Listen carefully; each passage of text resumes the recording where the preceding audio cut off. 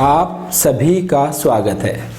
मैं एस वर्मा आज आपको 10th क्लास के स्टूडेंट्स के लिए कुछ इम्पॉर्टेंट टिप्स बता रहा हूँ। ये टिप्स मेरे 27 साल के टीचिंग एक्सपीरियंस पर बेस्ड हैं, इसलिए बहुत इम्पॉर्टेंट है। प्लीज़ ध्यान से सुनिएगा, आपका फ़ायदा रहेगा। पहली बात, importance of 10th class. 10th class आपकी ज़िंदगी का, आपकी शिक्षा में एक बहुत महत्वपूर्ण पड़ाव है। An important milestone, I repeat, an important milestone. यह आपके जीवन का बहुत इम्पॉर्टेंट पड़ाव है। इस बात को आप समझते होंगे, और अगर नहीं समझते तो समझ लीजिए, अभी तक आपने जो भी एग्ज़ाम्स दिए उनका कोई रिकॉर्ड नहीं है। आपने कैसा परफॉर्म किया, अच्छा किया, बुरा किया, एवरेज किया, नो रिकॉर्ड। 10th क्लास का रिकॉर्ड आपके बायोडाटा का परमानेंट पार्ट बनने वाला है। आप चाहे बिजनेस में जाएं, चाहे IAS ऑफिसर बन जाएं, चाहे गवर्नमेंट सर्वेंट में जाएं, किसी भी गवर्नमेंट सर्वेंट बने, प्राइम मिनिस्टर बन जाएं कंट्री के, बड़े कोई भी किसी भी फील्ड में आप रहें, जब भी आपका बायोडाटा डिस्कस होगा 10th क्लास से स्टार्ट होगा। पहली बात, इसलिए इस यहाँ की परफॉर्मेंस हमेशा आंकी जाएगी, हमेशा आपकी पर्सनैलिटी को डिफाइन करेगी। ये इम्पॉर्टेंट है। इसके साथ साथ 10th क्लास का जो स्कोर है, आप कौन से करियर में जाएंगे, क्या स्ट्रीम लेंगे, इसलिए भी इम्पॉर्टेंट है। इसलिए आप सभी 10th क्लास की इम्पोर्टेंस को समझें और सिंसियरली स्टडीज़ करें, केयरफुल स्टडीज़ करें, अपनी स्टडीज़ को प्लान करें। मैं ये नहीं बोल रहा हूँ कि आपको किसी तरह से पैनिक होने की ज़रूरत है या नर्वस होने की ज़रूरत है। 10th क्लास भी बाकी क्लासेस की तरह से ही है, लेकिन इसकी इम्पोर्टेंस ज़्यादा है। दूसरी बात, बुक्स। कौन सी बुक्स पढ़ी जाएं अच्छा स्कोर करने के लिए?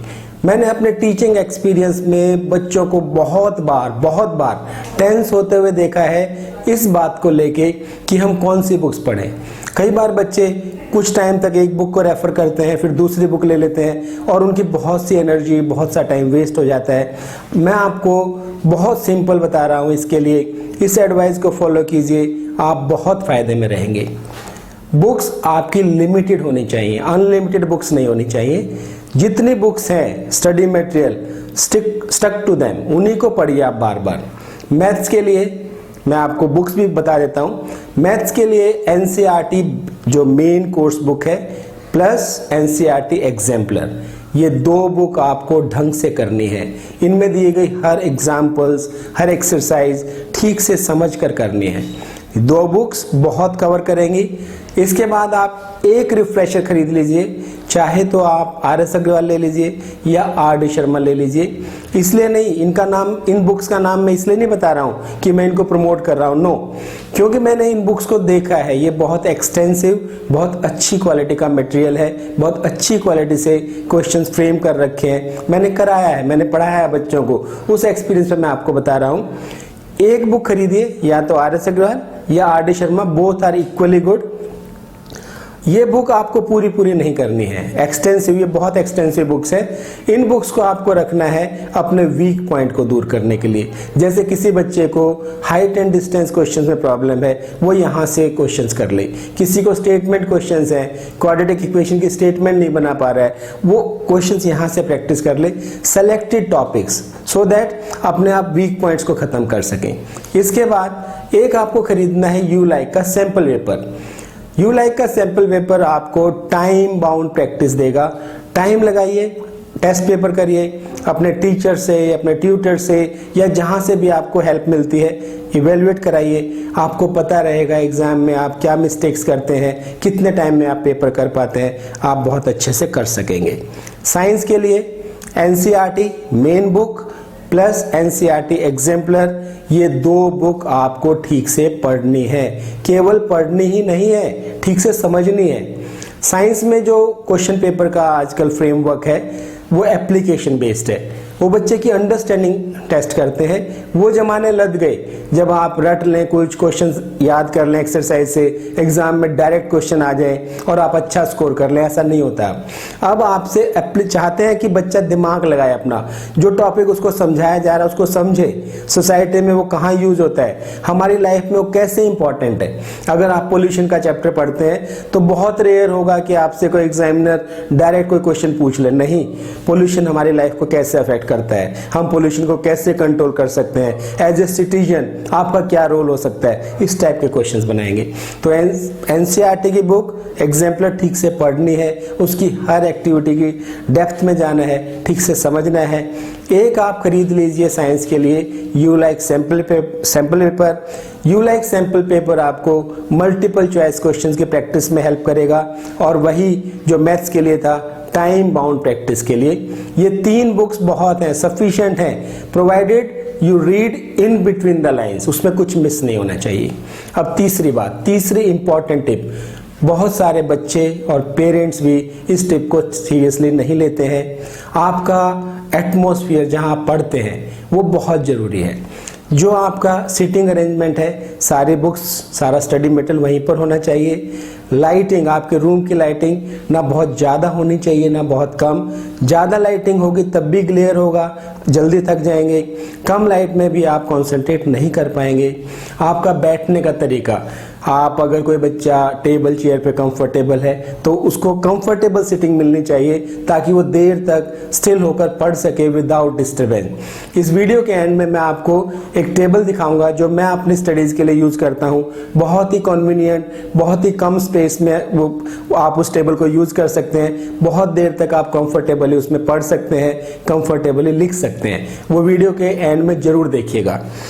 उसके बाद एक बहुत ही इंपॉर्टेंट पॉइंट जो मैक्सिमम नंबर ऑफ स्टूडेंट्स और पेरेंट्स नेग्लेक्ट करते हैं, जब आप पढ़ रहे हैं, मान लीजिए आप कुछ ऑनलाइन पढ़ रहे हैं तो आप मोबाइल अपने पास रखिए। जैसे ही आपकी ऑनलाइन स्टडीज खत्म होती है, आप बुक से कुछ पढ़ रहे हैं, मोबाइल को स्विच ऑफ कर दीजिए, अपने से दूर कर दीजिए। अगर आपने अपना मोबाइल अपने पास रखा तो आपको डिस्ट्रैक्शन होगी, 100% होगी। इसलिए इस एडवाइस को आप विलिंगली मानिए, ये बहुत इंपॉर्टेंट एडवाइस है। मोबाइल आपके आसपास नहीं होना चाहिए। मान लीजिए आपने प्लान किया है कि मैं 1 घंटा मैथ्स की प्रैक्टिस करूंगा, 1 घंटे के लिए मोबाइल को स्विच ऑफ कर दीजिए। 1 घंटे के बाद उसे ऑन करके अपने फ्रेंड से कांटेक्ट कर सकते हैं, लेकिन वो 1 घंटा आपका है, आपके मैथ्स के लिए है, उसमें मोबाइल, मैसेज, दूसरी चीज़ें नहीं आनी चाहिए। चौथी बात, डाइट। बहुत बच्चे डाइट पर ध्यान नहीं देते हैं, पेरेंट्स की बात थोड़ा कम मानते हैं। आपकी डाइट का आपकी स्टडीज़ पर बहुत बड़ा इम्पैक्ट होता है। प्रॉपर डाइट लीजिए, न्यूट्रिशियस डाइट लीजिए, बैलेंस डाइट लीजिए। फ्रूट्स, वेजिटेबल, घर का बना हुआ फ्रेश फूड वो आप लीजिए, मॉडरेट क्वांटिटी में लीजिए। बाहर का स्पाइसी फूड अवॉइड करिए, कम लीजिए। कभी कभी इट्स ओके, कभी बच्चे का मन करता है मंगा लिया, इट्स ओके, बट आप उसके ऊपर यूज टू ना हो, ज़्यादा ना मंगाएं। यहाँ पर आपको पेरेंट्स की बात माननी चाहिए, क्योंकि पेरेंट्स बेस्ट जज होते हैं डाइट के मामले में। अगर आपकी मदर आपको कहती है कि दूध पी लो तो नखरे नहीं करने, नो मम्मी मैं नहीं पीऊंगा, नो आप पी लो। अगर आपको दूध अच्छा नहीं लगता तो कम क्वांटिटी में पी लो, लेकिन मानो वो आपको सही गाइड करेंगे, वो आपको सपोर्ट भी करेंगे। इसके बाद देखिए, अभी तक हमने क्या डिस्कस किया है, importance of 10th class, importance of books, study atmosphere, then diet. 5वीं बात, ये भी बहुत इंपॉर्टेंट है और इसको कई बार पेरेंट्स भी नहीं समझ पाते हैं कि बच्चे के साथ हो क्या रहा है। आपका फ्रेंड सर्कल, आपका पीयर ग्रुप। आपके फ्रेंड सर्कल में इतनी बातें होती हैं जो कि कई बार सही नहीं होती हैं। बच्चे, कभी कोई बच्चा आपको बोलेगा यार मैंने तो आर.डी. शर्मा पूरी खत्म कर दी, आप इतने टेंस हो जाओगे, इसने तो कर दी और मैंने नहीं की, आपकी जो स्टडीज है खराब हो जाएंगी। कोई आके बोलेगा इस बारी ना भाई, इस बारी जो एग्जाम है वो आर.एस. अग्रवाल से आएगा, आप कहोगे अरे यार मैंने तो आर.एस. अग्रवाल किया ही नहीं, और आप टेंस हो जाओगे, आपकी स्टडीज डिस्टर्ब हो जाएंगी। कोई कहेगा भाई इस बारी तो पेपर बहुत ही टफ आएगा, ऐसा कुछ नहीं होता है, ये सब र्यूमर्स होते हैं, ये सब फॉल्स इंफॉर्मेशन होती है। बच्चे मैच्योर नहीं होते हैं, टेंस होते हैं, अपने फ्रेंड्स की तरफ वो डिस्कस करके अपनी टेंशन आपको ट्रांसफ़र कर देते हैं, मत होने दीजिए। आप इग्नोर कर दीजिए इन सारी बातों को। अगर आपको कोई एडवाइस चाहिए, कोई कन्फ्यूजन है, तो अपने टीचर से मिलिए, अपने पेरेंट्स से बात करिए, अपने ट्यूटर से बात करिए, जो एक्सपीरियंस लोग हैं उनकी एडवाइस सुनिए।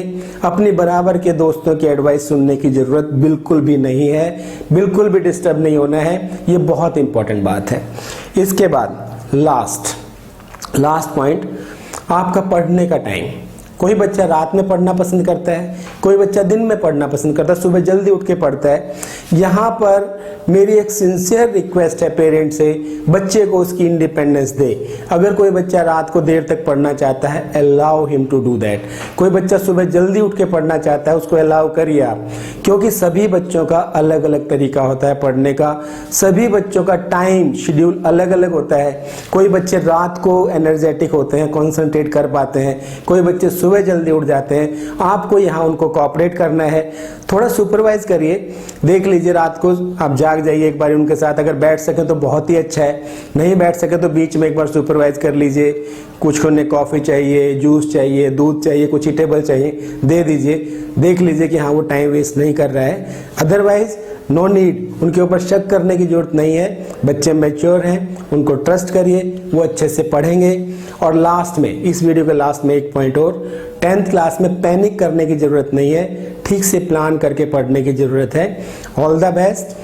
बहुत जल्दी मैं एक वीडियो और बनाने वाला हूँ जो मैथ्स का चैप्टर है इंट्रोडक्शन टू ट्रिग्नोमेट्री, उसकी कुछ इंपॉर्टेंट टिप्स मैं आपको दूंगा।